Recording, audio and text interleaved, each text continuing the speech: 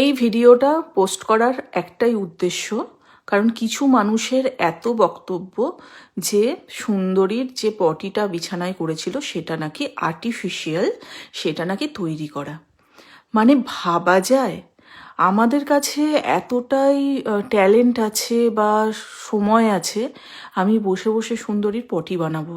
কি দিয়ে বানাবো তাও জানি না, কেমন করে সেপে আনবো তাও জানি না। সত্যি কথা বলতে এই কথাগুলো বলতে আমার ভীষণ রুচি বোধে পাচ্ছে, কিন্তু কিছু মানুষ আছে মূর্খ যারা বোঝে না, তারা ক্লেম করছে এবং বলছে আমি নাকি ভিডিও করার জন্য সুন্দরীর পটিটাকে তৈরি করে বিছানায় রেখে দিয়েছি আগে থেকে।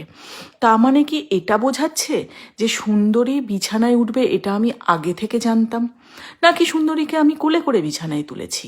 আর সুন্দরীকে কোলে করে বিছানায় তোলার পর সুন্দরীকে কি আমি কানে কানে বলে দিয়েছিলাম এবার তুমি পটিটা করো? কি জানি বাবা, এদের মাথায় কি আছে? এর থেকে তো আমাদের সুন্দরীর বুদ্ধি বেশি।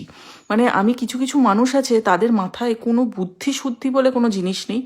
একটা কমেন্ট করতে হবে, কোনো ভাবে না, চিন্তা করে না, একটা কমেন্ট করে দেয়। কেউ কেউ আবার বলছে বিছানাতে গরু তোলার পর তাকে দিয়ে পটি করিয়ে ভিডিও করা হচ্ছে। মানে আমি বিছানাতে ওকে কি করে তুলেছি, মানে আমি এতটাই শক্তিশালী যে সুন্দরীকে কোলে করে নিয়ে আমি বিছানায় তুলে দিয়েছি, এবং সুন্দরীকে আমি যখনই বলেছি এবার তুমি পটি করো, ও সঙ্গে সঙ্গে পটিটা করে দিয়েছে। মানে ভাবা যায় এগুলো? আপনারা একটু ভাবুন, কত মানুষ আছে আমাদের পৃথিবীতে যারা মূর্খর থেকেও অতি মূর্খ, না অশিক্ষিত, কোনো ভাবনা চিন্তা তো এদের সঠিক আছে বলে আমার মনে হয় না। এই ভিডিওটা আমি আবারও ভয়েস ওভারের মাধ্যমে পোস্ট করতে বাধ্য হলাম। আর যারা বলছেন সুন্দরী পটিটা করেনি, তারা প্রথমেই যখন ভিডিওটা শুরু হচ্ছে একটু ভালো করে দেখুন, আপনারা দেখতে পারবেন পটিটা সুন্দরীই করেছে। আর সব থেকে যেটা মেন কথা, যেটা আসল কথা, সুন্দরী আজকে আমার বাড়ি 2 বছর ধরে আসছে, আর ও আমার ঘরে রোজই আসে, রোজই ঢোকে। আর ও পটি বলুন, হিসু বলুন, ও আমার ঘরে অনবরত করতেই থাকে। তো নতুন করে সুন্দরীর পটি তৈরি করা আর্টিফিশিয়ালভাবে আমার কোনো প্রয়োজন আছে বলে আমার মনে হয় না। কারণ আমি সব কিছু ভিডিওতে দেখাই না, অনেক কিছুই আমার ঘরে ঘটে থাকে, সব কিছু ক্যাপচার করা সম্ভব হয়ে ওঠে না বা আমি দেখানোর প্রয়োজন মনে করি না। আমি সেই সুন্দরী যেগুলো ঘরের মধ্যে করে রাখে সেগুলো কিন্তু আমি পরিষ্কার করি। এবার অনেকে আরেকজন বলেছে আপনার একটু ঘেন্না করে না?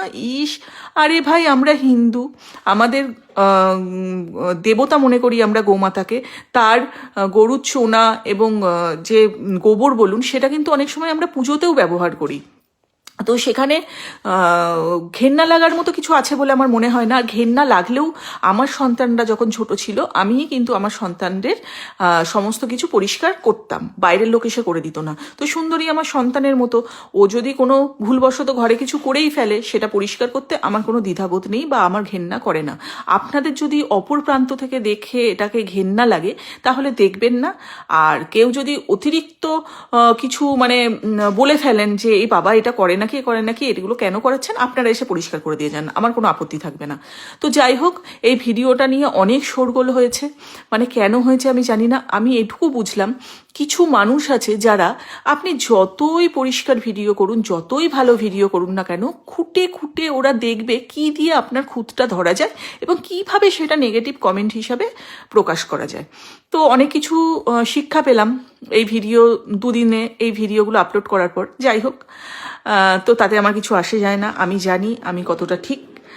আর হচ্ছে আর যারা সুন্দরীকে এত ভালোবাসা দিচ্ছেন, এত ভালো ভালো কমেন্ট করেছেন, তো তাদেরকে অসংখ্য ধন্যবাদ।